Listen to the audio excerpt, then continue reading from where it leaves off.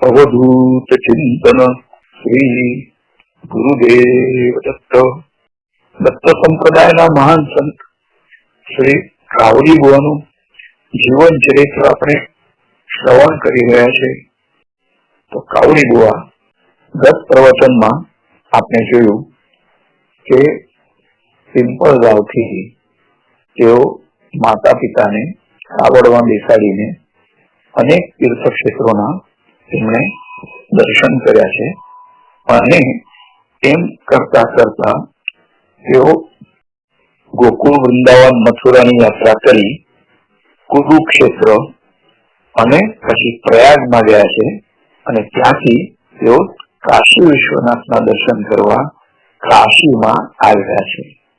અને એ કાશીમાં એમની માતા રાધામાઈને તબિયત સારી નહોતી અને તાવ આવવો શરૂ થયો. તો એમણે કહ્યું કે હવે મારો ને તમારો સંબંધ પૂરો થવા આવ્યો છે અને મને ગયા ગદાધર બોલાવી રહ્યા છે. હવે તમે સંભાળીને રહેજો. અને તેમણે તેમના પતિ અનંતરાયને પ્રણામ કર્યા છે અને ખુલ્લી આંખે બંને પિતા પુત્રોને જરાઈને જોયા છે. તો ગયા ક્ષેત્રમાં માતા રાધામાઈનો દેહ વિલય. તો માતાએ આગળ જતા જણાવ્યું કે મારે માટે તો હવે સુવર્ણ કાળ છે.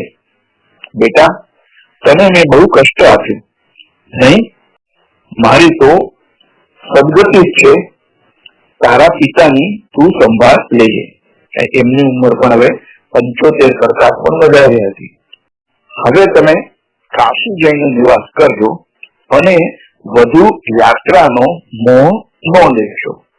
આપણા પુત્રે ખૂબ જ શ્રમ કરી આપણને વિશ્વનાથ, રામેશ્વર, ગયા ગદાધર, જગન્નાથના દર્શન કરાવ્યા છે. તે તો માતૃપિતૃ ઋણમાંથી મુક્ત થઈ ગયો છે.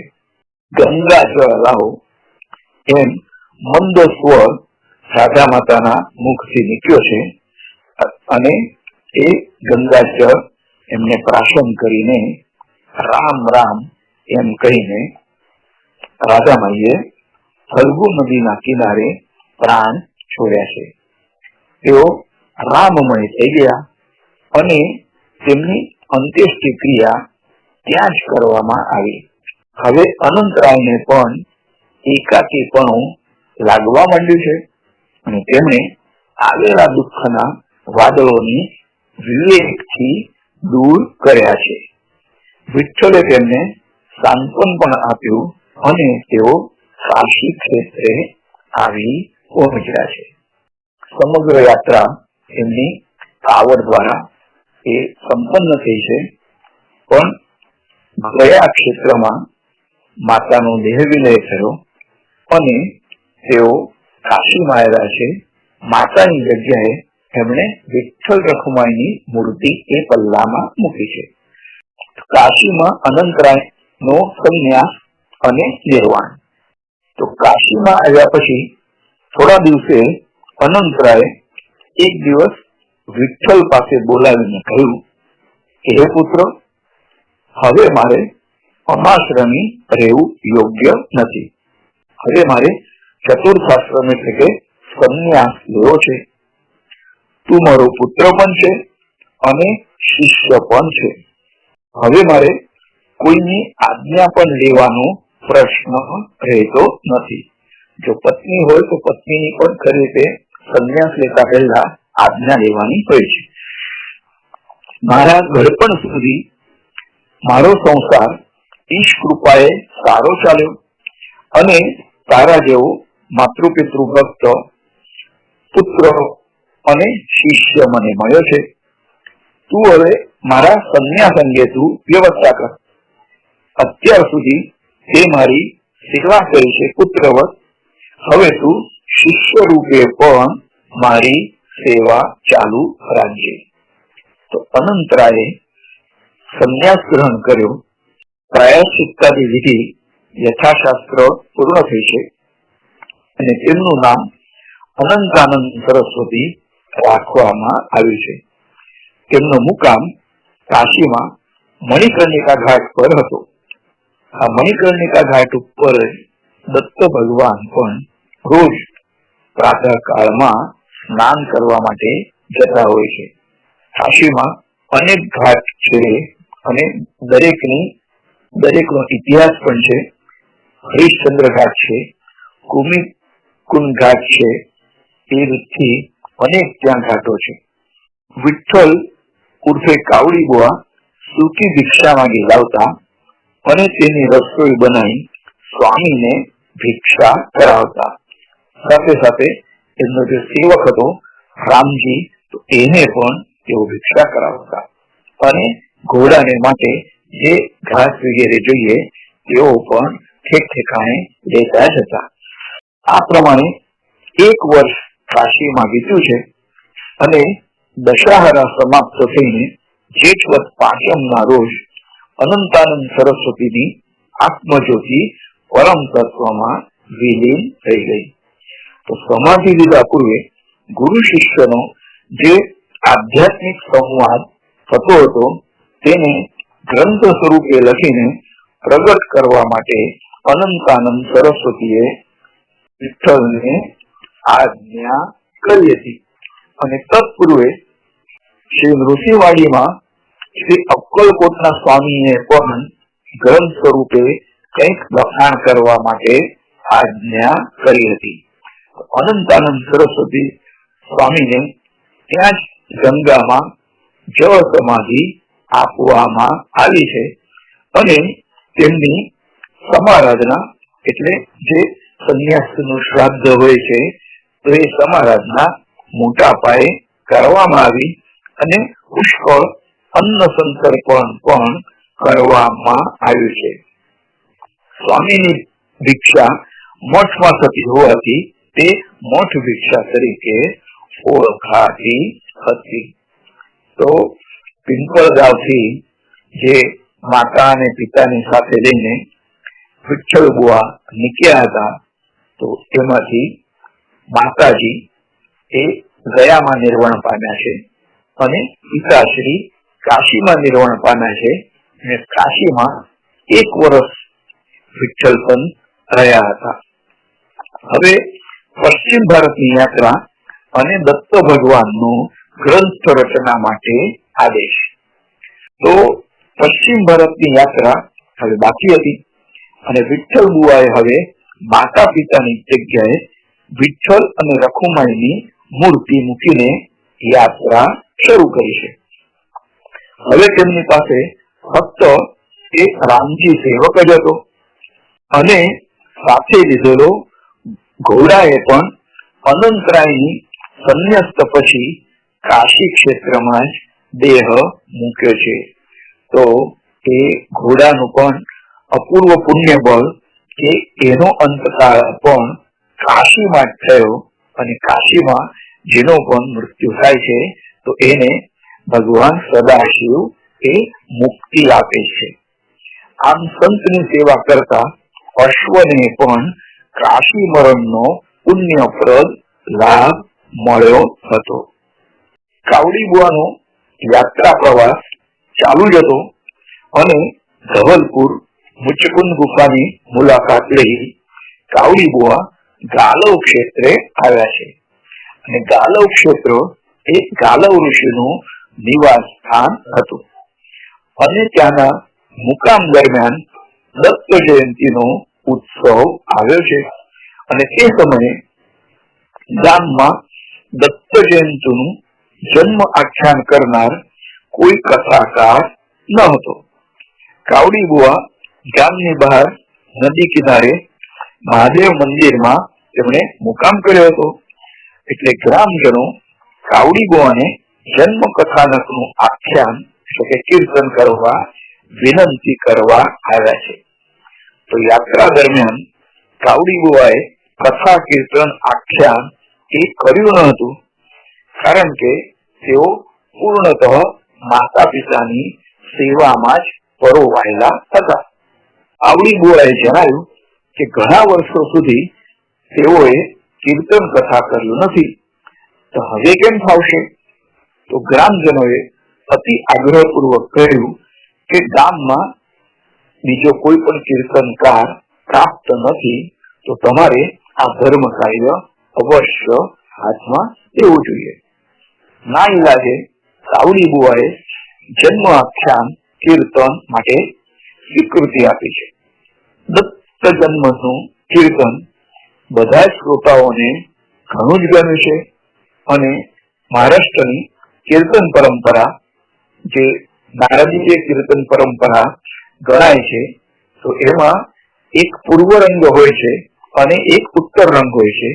તો પૂર્વ રંગમાં એટલે એ કીર્તનના પૂર્વાર્ધમાં તેઓ કોઈ પણ શાસ્ત્રીય તત્વ પુરાણમાંથી લઈને એનું નિરૂપણ કરતા હોય છે અને ઉત્તરાર્ધમાં જે પણ સંત કે દેવતાઓનું આખ્યાન હોય છે, જન્મ આખ્યાન હોય તો જન્મ આખ્યાન, નહીં તો જીવન લીલાનું કોઈ પણ પ્રસંગ, તો એને વિશે તેઓ વર્ણન કરતા હોય છે અને વચ્ચે વચ્ચે ધૂન ભજનની રમઝટ પણ બોલાવતા હોય છે. સામાન્યતઃ 3 કલાકનું આ કીર્તનો છે, જેમાં 1 થી 1.5 કલાક એ તત્વ નિરૂપણ હોય છે અને બાકીનું એ વિષય અંતર્ગત આખ્યાન કે કીર્તન હોય છે. એ કીર્તન ગામ લોકોને તો ઘણું જ ગમ્યું છે, પણ દત્ત ભગવાનને પણ એ કીર્તન ગમ્યું છે.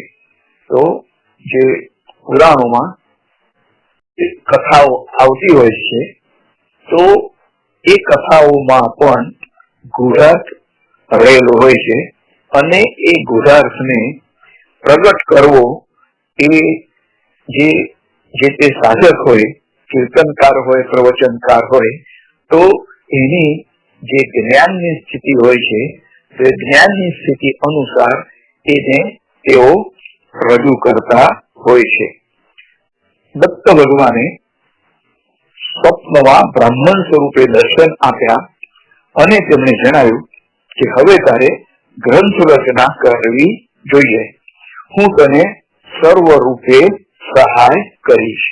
એવું કહેવામાં આવે છે કે જે તે અવતારી વિભૂતિ હોય તો તેઓ જે દેવતાના અંશ હોય તો એમને એ દેવતાઓ દેવતા સ્વરૂપે દર્શન નથી આપતા, કારણ કે તેઓનું સ્વરૂપ અને એમના અંશનું સ્વરૂપ બંને એક જ હોય છે. આથી એ પોતાના અંશ રૂપી એ સંતને દર્શન કરવા માટે તેઓ બીજું રૂપ ધારણ કરે છે અને આથી દત્ત ભગવાને પણ એ બ્રાહ્મણ રૂપ ધારણ કરીને સ્વપ્નમાં દર્શન આપ્યા છે.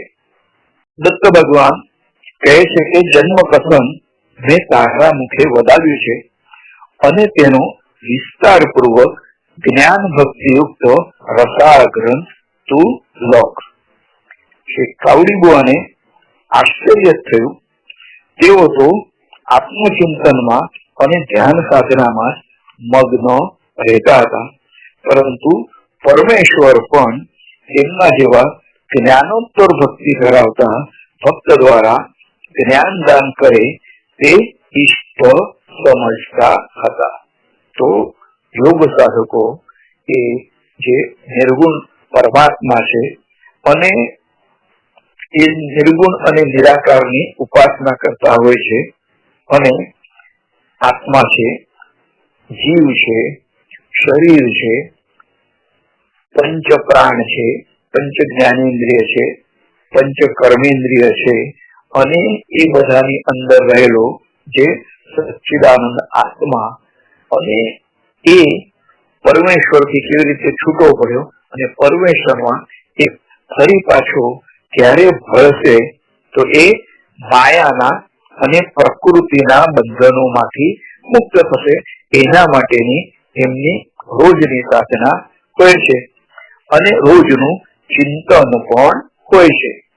તો એ વખતે તેઓ સંપૂર્ણ પૂજા કરશે જ કે નહીં એ કહી ન શકાય, પરંતુ પરંપરા હોય જેમના કુટુંબમાં એ મંદિરની પૂજા ઇત્યાદિ હોય છે, તો તેઓ છેવટ સુધી એ પૂજાને પણ વળગી રહે છે, પરંતુ પૂજા કરતી વખતે પણ તેઓ મનમાં એવું આવતા હોય છે કે આ જે પ્રભુ રામચંદ્રજી છે એ તો સમગ્ર બ્રહ્માંડ વ્યાપી છે, અને એ બ્રહ્માંડ વ્યાપી હોવાથી એમની પૂજા માટે એટલો મોટો હાર ને એ જોઈએ, એના માટે અમે આ પ્રતીક લીધું છે, એમની જે મૂર્તિ છે એ મૂર્તિ, અને એમની પૂજા કરી રહ્યા છીએ.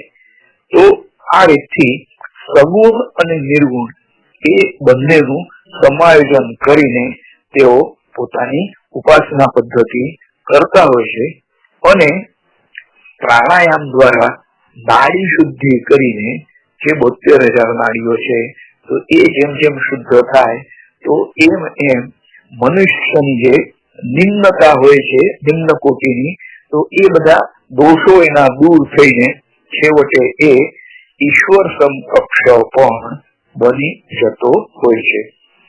તો આ તેમને ત્રીજો દ્રષ્ટાંત ગ્રંથ લખવા માટે થયો હતો. આમ છતાં તેમણે પ્રવાસમાં ગ્રંથ લેખન કેમ થશે તેમ વિચારી તે દિશામાં પ્રારંભ કર્યો ન હતો. તો પોતાની પારમાર્થિક સાધના, ધ્યાન સાધના વગેરે એમણે ચાલુ રાખી છે.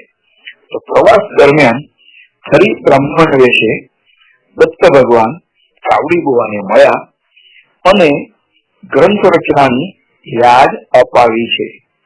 તો ગાલવ ક્ષેત્રે જે વિષય સૂચવ્યો હતો તે જ વિષય ગ્રંથ રચના વિશે લેવો તેમ સૂચન કર્યું હતું. તો પૂજ્ય શ્રી રંગોદૂત મહારાજને પણ તેમણે જે દત્ત ભગવાનની ઉપાસના કરી, તો એમના મનમાં એમ થયું કે મારે સંસ્કૃતમાં ગ્રંથ લખવો છે. પણ દત્ત ભગવાને જણાવ્યું કે હાલના યુગમાં, આ કળયુગમાં સંસ્કૃતને કોઈ વાંચશે પણ નહીં અને સમજશે પણ નહીં. આથી તારે ગુજરાતીમાં ગ્રંથ લખવો છે. તો પૂજ્ય શ્રી રંગોદૂત મહારાજે પછી ગુજરાતી ભાષામાં શ્રી ગુરુ લીલામૃત ગ્રંથ લખ્યો છે, અને એ ગ્રંથ લખતા પૂર્વે દત્ત ભગવાને એને આશીર્વાદ પણ આપ્યા છે કે એ ગ્રંથ જે પણ કોઈ વાંચશે અથવા એના પઠન કરશે, પારાયણ કરશે, એની બધી જ ઈચ્છા પૂરી થશે. તો આ રીતે દત્ત ભગવાને બ્રાહ્મણ સ્વરૂપમાં દર્શન આપીને તાંબુલ પ્રસાદ પણ આપ્યો છે, અને ગ્રંથ લેખનની આજ્ઞા અને તાંબુલનો પ્રસાદ પ્રાપ્ત કરવાને લીધે કાવડી બુવાને આનંદ થયો છે. તો ઈશ્વર તરફથી આવું પ્રસાદનું કોઈ પણ ચિહ્ન જો મળે, ભલે એ પુષ્પ સ્વરૂપમાં હોય, કોઈ એ ફળ સ્વરૂપમાં હોય કે તાંબુલ સ્વરૂપમાં હોય, અથવા ફક્ત મસ્તક ઉપર એવો હાથ પણ મૂકે, તો તે પણ એ સાધકને ઘણી બધી શક્તિ પ્રદાન કરતું હોય છે. તે જ રાત્રે સ્વપ્નમાં પણ કાવડી બુવાને દ્રષ્ટાંત થયો છે, અને સ્વપ્ન દ્રષ્ટાંત પ્રમાણે તેમણે લીલા આખ્યાન માટે નારદ પુરાણનો આધાર લીધો છે. તો કર્મ વેદાંત અને પુરાણનો યોગ્ય સમન્વય કરી દત્તાત્રેય અને તેમના ઉપદેશને વિષય બનાવી સદગુરુ અનંતરાયને પ્રાર્થના કરી છે, અને શ્રી ક્ષેત્ર અવંતી એટલે કે ઉજ્જૈનમાં ગ્રંથ રચનાનો તેમણે પ્રારંભ કર્યો છે. તો દત્ત ભગવાન અને તેમણે કરેલા માતાને ઉપદેશ, અનસૂયા માતાને, એ વિષય ગ્રંથમાં પ્રમુખપણે હોવાથી ગ્રંથનું નામ તેમણે શ્રી દત્ત પ્રબોધ રાખ્યું છે. ઉજ્જૈનમાં નિવાસ દરમિયાન, તો ઉજ્જૈન આ એક સપ્ત મોક્ષપુરીમાંથીનું પણ એ તીર્થક્ષેત્ર છે. તો અયોધ્યા, મથુરા, માયા, કાશી, કાંચી, અવંતિકા, તો અવંતિકા પુરી દ્વારાવતી ચૈવ સપ્તૈતા મોક્ષદાયિકા, તો એ સપ્ત મોક્ષપુરીમાંથી ઉજ્જૈનના નિવેશ દરમિયાન તેમણે 40 અધ્યાય લખી રાખ્યા છે અને ગ્રંથ રચના ચાલુ હતી તે દરમિયાન તેમણે કરુણા શતક, અભંગો, ભજનો, શ્લોકો, ગણેશ માનસ પૂજા ઇત્યાદિની પણ રચના કરી છે. ગ્રંથ લેખન ચાલુ હતું તે દરમિયાન કાવડી બુવાને લાગ્યું કે ગ્રંથમાં નારદ પુરાણનો આપણે આધાર લીધો છે, તો નારદ પુરાણના ઈષ્ટ દેવતા એટલે દ્વારકાના રાજા દ્વારકાધીશ છે અને એમના દાદા લિંગરાજને દત્ત દર્શન થયા હતા, પરંતુ સેવા તેમણે પાંડુરંગની કરી હતી.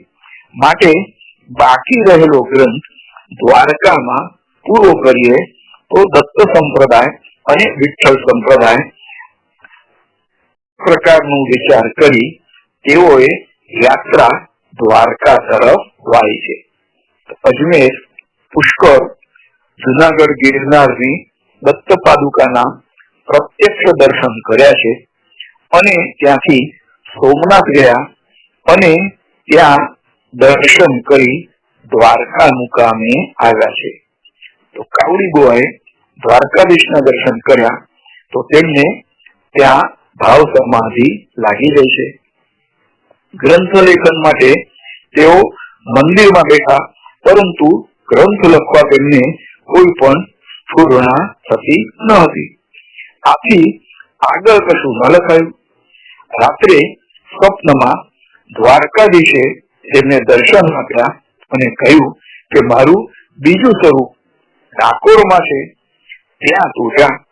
તો દ્વારકાધીશની આજ્ઞા પ્રમાણે કાવડી બુવા ડાકોર ક્ષેત્રે આવ્યા છે અને ડાકોરનાથના દર્શન કરી કાવડી બુવા ત્યાં જ ભાવ સમાધિમાં લીન થઈ ગયા છે.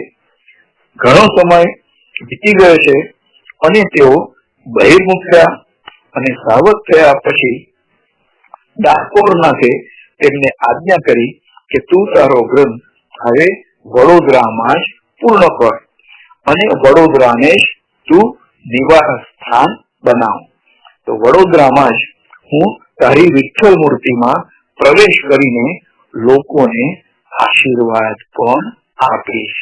તો આ રીતથી કાવડી બુવા સમગ્ર ભારતની તીર્થયાત્રા કરતા કરતા તેઓ વડોદરામાં આવ્યા છે અને વડોદરામાં એ પુણ્ય ક્ષેત્રી હોવાથી ત્યાં પણ ઘણા બધા સંતો થઈ ગયા છે.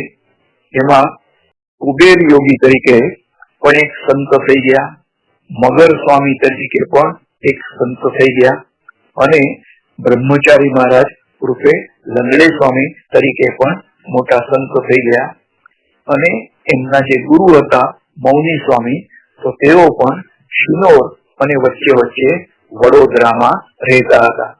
પૂજ્ય શ્રી રંગદૂત મહારાજે પણ કોલેજનું શિક્ષણ અહીં વડોદરામાં લીધું હતું અને નડિયાદના સંત પૂજ્ય શ્રી મોટા તેઓ પણ બરોડા કોલેજમાં શિક્ષણ લેતા હતા.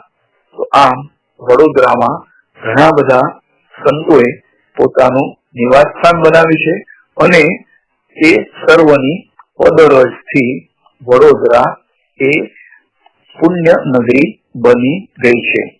તો વડોદરામાં આગમન થયા પછી શું શું બન્યું એ આપણે હવે આવતા પ્રવચનમાં શ્રવણ કરીશું. અવધૂત ચિંતન શ્રી ગુરુદેવ દત્ત. શ્રી કાવડી ભુવાનો જય જયકાર હજો.